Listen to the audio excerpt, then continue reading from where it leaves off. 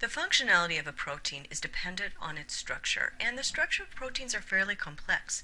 We talk about the structure in terms of primary structure, secondary structure, tertiary structure, and sometimes even quaternary structure. The primary structure of a protein is the order in which amino acids are joined together to form what's known as the protein backbone. Notice the amino acids are connected by this peptide bond, also known as an amide functionality. The hydrogen that is covalently bonded to this nitrogen has a partial positive charge, whereas this oxygen on the carbonyl group has a partial negative. This allows for hydrogen bonding, which is the basis of secondary structure. One type of secondary structure is known as an alpha helix.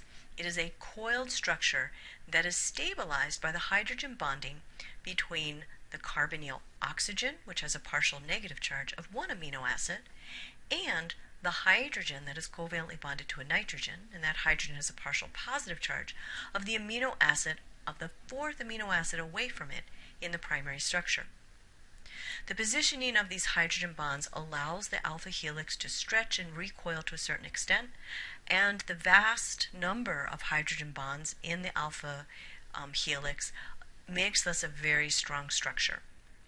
The side chains, so it's the primary structure that forms this alpha helix, the side chains project outward away from the inner axis of this alpha helix.